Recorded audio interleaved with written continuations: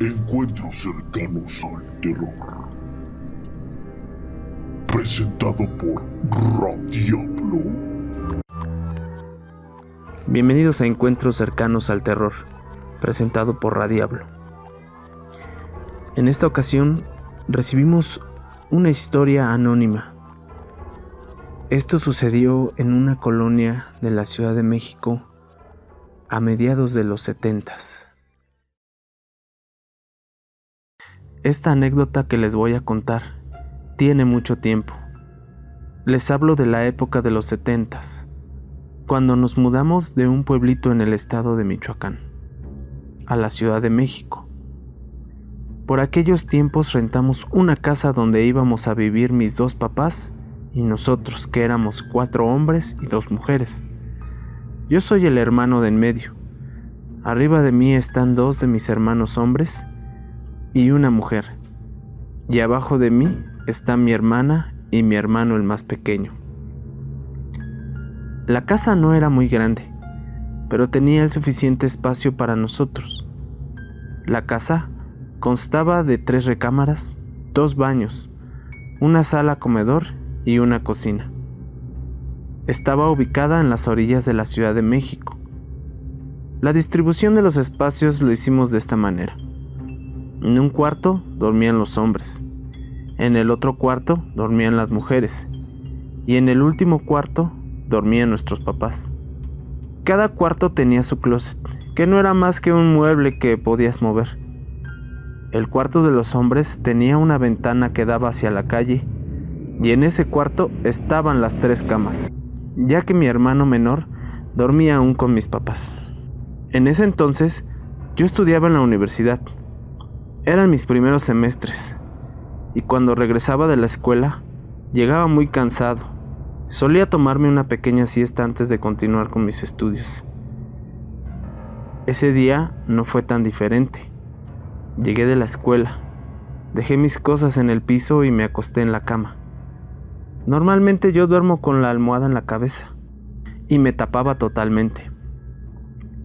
Una extraña costumbre que tengo. Estaba totalmente dormido y soñando cuando sentí de repente un golpe en todo mi cuerpo. Me desperté sin saber qué es lo que había pasado. Cuando me levanté, no podía creer lo que mis ojos veían. El aplanado del techo se vino totalmente sobre mí. Eso fue algo de verdad muy raro. Cuando recién entramos a esa casa, lo primero que hicimos fue restaurarla un poco. Pintarla, cambiarle a algunas cerraduras, algunos cristales rotos, y especialmente revisamos que los aplanados no estuvieran abombados o húmedos, para evitar este tipo de cosas. Pero jamás vimos algo parecido. Nunca pudimos saber qué fue lo que lo ocasionó. En otra ocasión, mis hermanos y yo veíamos la tele. Yo estaba sentado en el sofá junto con mi otro hermano, mientras mi hermano, el más grande de todos, estaba sentado en una silla. Eran como las 11 de la noche, cuando de un momento a otro se cayó de la silla, pero se cayó de una manera extraña. Era como si alguien lo hubiera empujado. Nosotros nos sorprendimos y rápido nos acercamos a él para saber qué es lo que había pasado. ¿Estás bien, hermano? ¿Qué pasó? ¿Por qué te caíste de esa manera? ¿Te estabas quedando dormido? No es eso. En ese momento le vimos la cara y tenía un golpe muy fuerte. Alguien me pegó. Me dieron una cachetada y me tiró del golpe. Cuando quitó su mano de la cara, claramente pudimos observar el golpe y la marca que había dejado. Era la marca de una mano. Ese incidente nos dejó pensando qué fue lo que ocasionó. ¿Hay una corriente de aire muy fuerte? ¿Una coincidencia? ¿Realmente algo lo golpeó? ¿Un fantasma? A partir de ese momento tratamos de no estar tan noche viendo la televisión. Hasta ese momento lo que conté fue lo más tranquilo que nos pasó. Lo que sigue es algo que hasta el momento no he podido superar. Alguna vez, mientras estábamos comiendo, escuchamos a mi hermano menor jugando en el cuarto. cuando de repente soltó un grito. En ese momento nos paramos para ver qué es lo que sucedía. En primera instancia pensamos que se había golpeado o se había lastimado con alguno de sus juguetes. Pero cuando llegamos, el niño tenía una cara de miedo. Se veía algo pálido. Lloró tanto que se pasmó. Cuando recuperó el aliento le preguntamos qué había pasado y con lo poco que nos pudo explicar, nos dijo que había una señora en el closet llamándolo. Ven, acércate. Vamos a jugar. Ven, ándale, vamos a jugar. Nosotros pensamos que se trataba de un juego de su imaginación, que tal vez el viento movió algo en el closet y vio algo dentro del mismo. Días después de ese acontecimiento encontramos a mi hermano menor jugando con mi hermano mayor. Los juegos que tenía con él eran un poco, ¿cómo decirlo?, crueles, por lo que había sucedido días antes. Él solía decirle que lo iba a encerrar en el closet con la señora. Todo esto en tono burlón.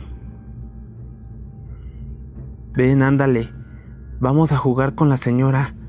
No te va a pasar nada. No quiero. Todo esto no lo sabíamos hasta que días después nos comentó algo mi hermano. Mi hermano mayor en ese tiempo hacía la carrera de medicina. Estudiaba mucho, sobre todo en las noches. Uno de esos días él se quedó solo porque tenía un examen muy importante. Tenía que repasar algunos temas.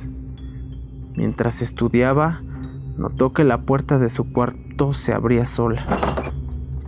Él se paró para verificar qué pasaba. Lo atribuyó a alguna corriente de aire, así que no le dio importancia.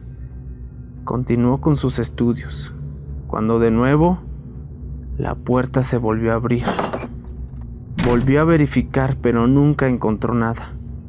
Otra vez, hasta que una de esas veces, cuando regresamos encontramos a mi hermano llorando en una esquina, meciéndose como un bebé, de un lado a otro.